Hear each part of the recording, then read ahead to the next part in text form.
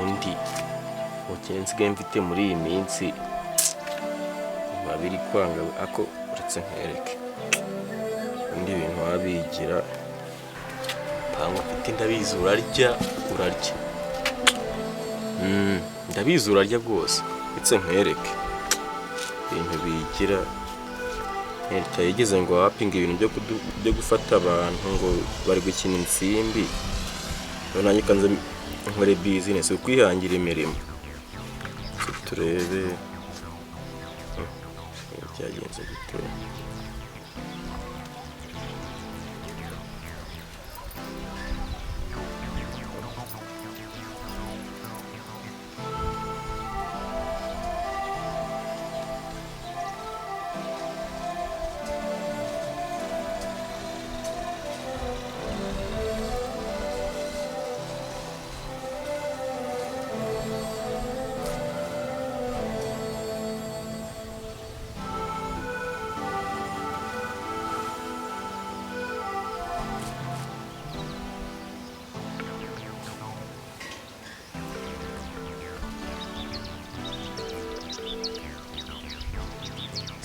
Samu.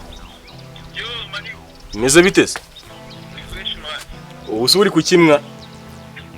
Cyane kwishoza bya danze man. Byihoreye nose mwana. Yo. Hari dio nshaka ko dukina wana ufite ibicerisi? Nari mfite man. So bizi se ngiye murana gahunda. Weho umvase. Ngiye ndi seriye kandi. Nuvuga ngo nshaka ko uza hano ngaha hano ku kagari ndi hamwe wa musekirite akunda kuba yicaye hano kuri ruguru ya toilette ho gatoya nanjye ndi yakuvuga santere ndimo akurusha ari byihutirwa ndabona Maitara arantobakanye kwanza busa umupango wanjye kanze akunda gurandi ndetse nkereke ndi bazabikoze automatique kuri simukade yanjye mu gihe amayita ashize akaza ahita yigura cyangwa ntanga ikibazo kwijana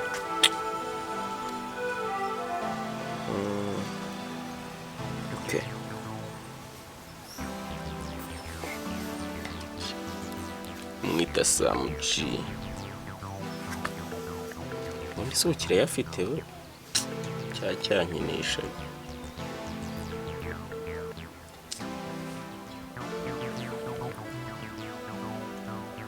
ikibazo kuri MTN bakige we Sam mani nakubwiraga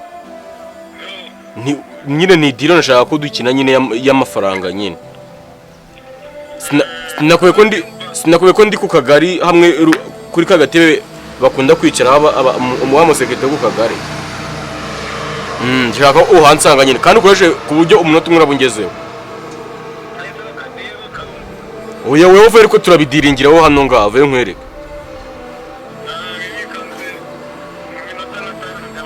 Nutamwe ngo turi kubwa umunota umwe ngo inota tarani hakigizwe cyaye cyabaye gitesha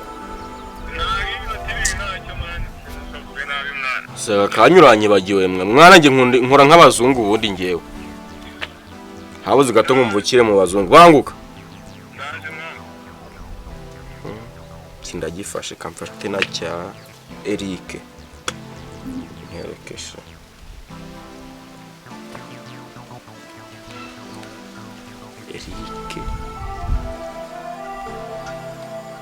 Eric we Eric uzi kumfashe nkagira ngo barankupiyesha uramfashe ngira ngo barankupiye nese mwana uri heza yakeye ukora mu nkone ikibwa gusa sambwe ufite amafaranga nkwere gutuntu twikorera hasi wa murezi weho wowe umvaze ufite amafaranga se nka 5k wenda wowe mbwira nimba babona amafaranga Okay, nyine nshaka ko dukora akantu. Nakadire nshaka ko dukora hano ku kagari niho ndi. Uraboneka? Weho mbwira nimba udahari ngiye nihamagara undi mutipe ndabizi amafaranga yarabuze man. Yo. Koresha amasegonda 30 bungezeho. Weho ngwino uransanga hano inyuma y'akagari hamwe ruguru ya toilette kuri gagatebe umusekretari akunda kwicaraho. Gira vuba man. Ubugoryi se kubize ngenza ndiri ubugoryi mwa. Yo. Kora nyine wowe ubikore nkwereke. Banguka. Ndabafite ndagaswe. Mba ngiye kubemeza. Abantu nundi bahora batubwira kwihangira imirimo. Ariko naye ndawuhanze ariko. Ndawuhanze. Yetsesha baza mbereka.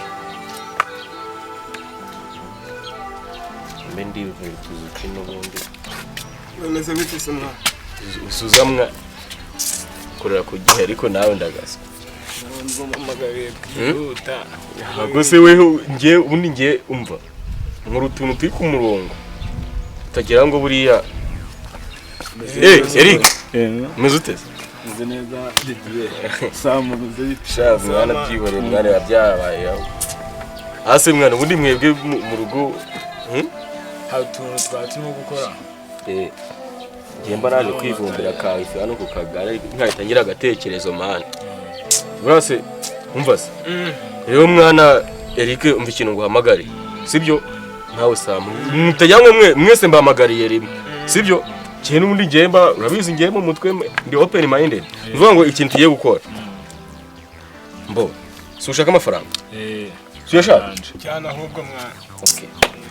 Murangurira kana ahubwo ndakurahiye. Amafaranga. Mbo nuvuga ngo sibyo? Ubona nyine leta itwirukanka nta ibatuje gukina urusindi nyene.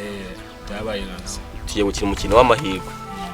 Nuvuga ngo ndazana imikati. Sibyo?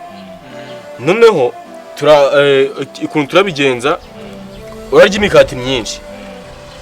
Akagiye buri muntu ndabana muhaye nyene. Sibyo? Noneho uraryiye akarya n'iyabandi. Amafaranga arabayatsindiye. Sinjyoroshe imigati.